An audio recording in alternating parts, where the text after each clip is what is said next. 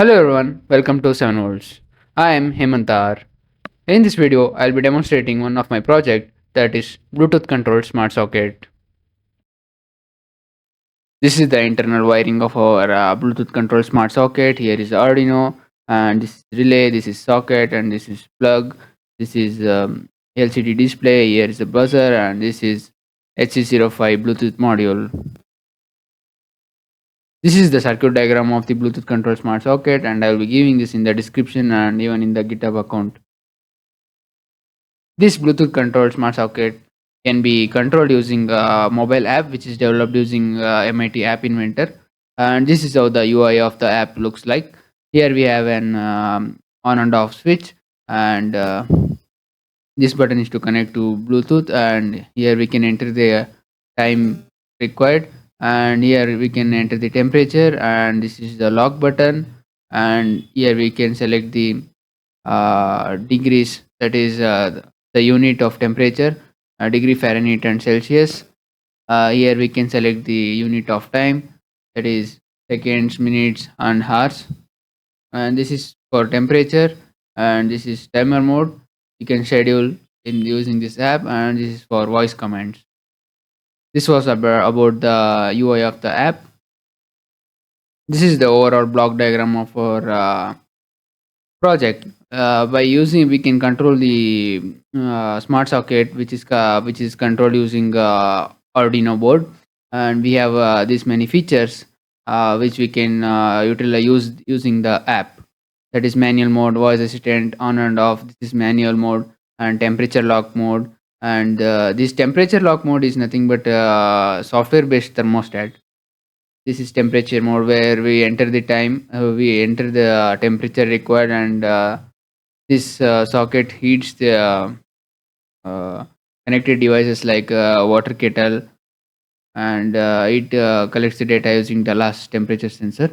And this is schedule mode where we enter the time required, and after the time is elapsed, smart socket automatically turns off the switch. This is the byte map of our smart socket.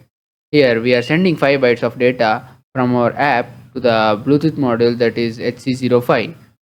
From this data, we decide which button is pressed on the app, and using switch case statements, we can determine which actions to be taken.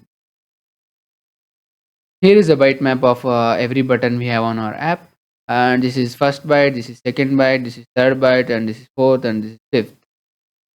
Almost in everything, we are sending a time value or temperature value in the second byte, and also if both are required, for example in the lock mode, we are sending time value and temperature value in second byte and fourth byte. Now let us review our code.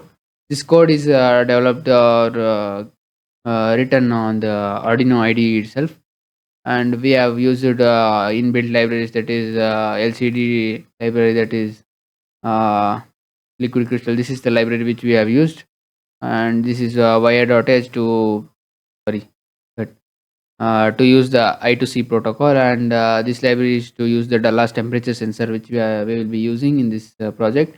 And also one wire.h, this is to use the one wire communication protocol which is supported by the last temperature. Here I have declared 5 bytes of data using uint underscore t, and I have assigned the pins also. You can also do this by referring to your board. So in setup, we have declared all input and output pins. So now let me jump into the main code.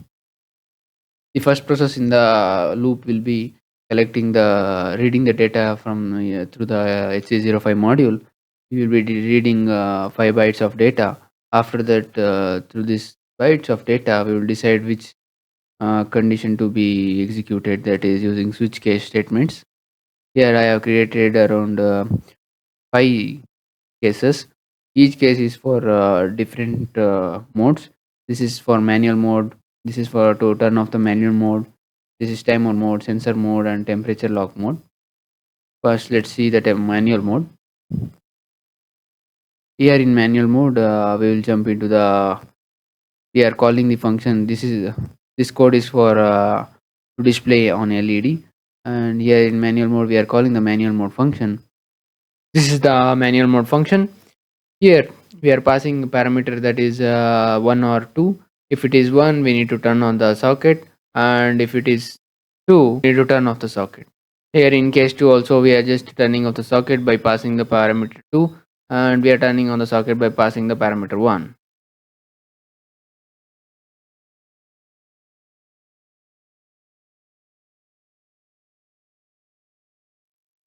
That was about the manual mode. Now let's jump into the timer mode. In timer mode, we are calling the function. First, we will be turning on the socket by using this manual mode 1, and again after turning on the socket, we will be calling the function timer. Here in timer, we will be passing byte 2 and byte 3, that is the timer value and the timer mode, as I have shown in the byte map. This is schedule mode is a timer mode. Here we are passing the byte 2 and byte 3. This is the for second we have mapped it as 1, for minutes we have mapped it as 2, for hours we have mapped it as 3, and this is the time value. By passing these two values, we will be knowing the which mode is called and what how the conversions to be performed. I will be explaining about the conversion. Now let's jump into the timer function. This is the timer function. Here we'll be receiving the unmodified time, that is whatever the unit the user has given through the app. That will be the time unmodified, and the time mode will also be collected through the data which I have shown in the byte map, that is 1, 2, or 3. Uh, Here, whenever the time is 0 seconds, in that is 0, we will be turning off the manual mode, and also we will tell it as invalid time.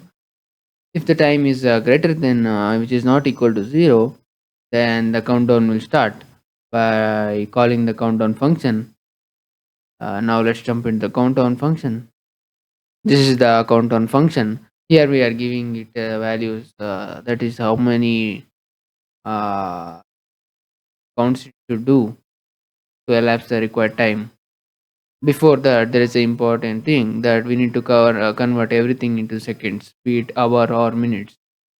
Then we are passing the time in seconds to the countdown. The countdown just counts the seconds, the converted time. This is the convert to seconds function. If the here also we are taking in the time and the time mode same as the timer function.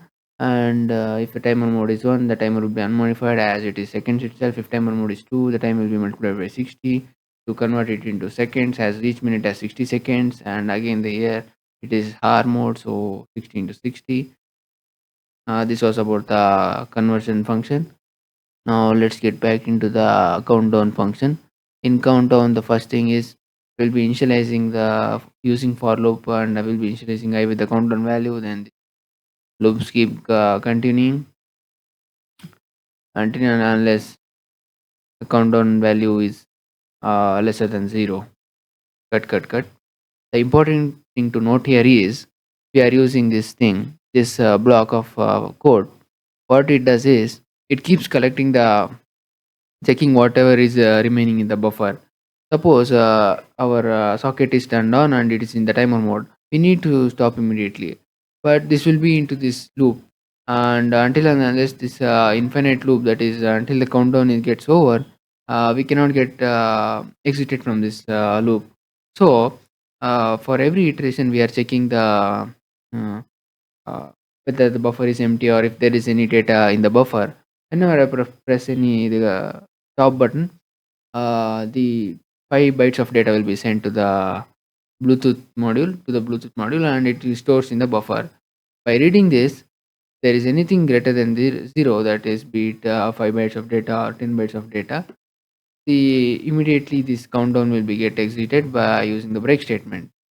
This was about this block of code, and here we are decreasing the countdown value and giving delay 1000 to delay for 1 second. That was about the countdown function. After this countdown function, the loop gets it back to the timer function, and after this the specific period of time is counted. We will just turn off the socket, and the buzzer is after this. We will have a buzzer. This is the buzzer code. Here we have two types of buzzers. One is buzzer and fast buzzer. The only difference between these two functions are just the delay timings and the number of times it is rung. That's all.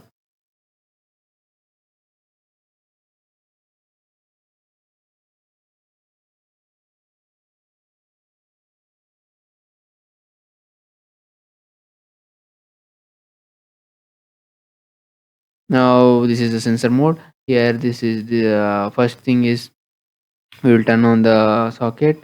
Then we will just read the sensor data, that is incoming byte 1 and byte 3. This is mode, and this is the data. This is from the app side, and after that we will jump to the sensor mode code.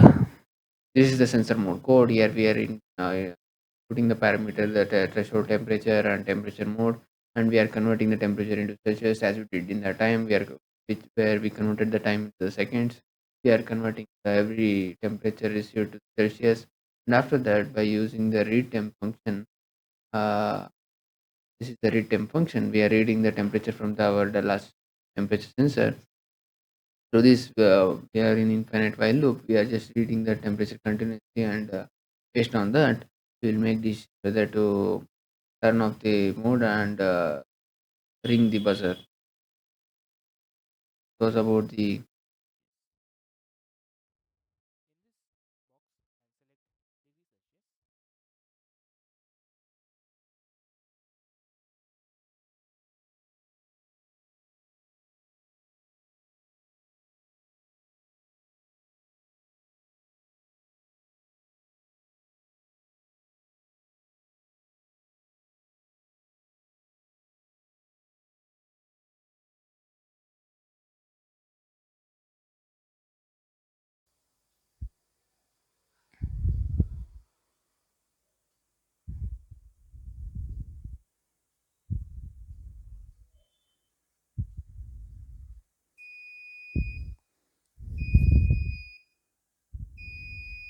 And the next thing is temperature lock mode. Here, is, and the next thing is temperature lock mode.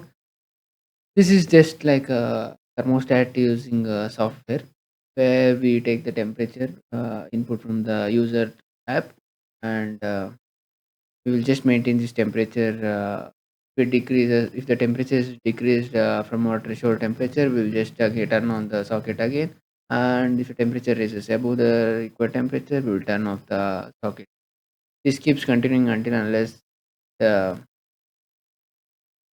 amount of time which is entered get elapsed. First, we'll be turning on the socket. Then we will be calling the sensor lock mode. Here we are passing all the data, that is temperature mode, temperature, the timer mode, time, and then after that, this is similar to the. We'll be just doing both functions. That is, we'll be turning count. We'll be using the countdown function and counting the time, and after the time is elapsed, we'll just turn off the socket, and we'll also be monitoring the temperature simultaneously and manipulating the socket, whether to turn it on or turn it off. Let me show you that function also.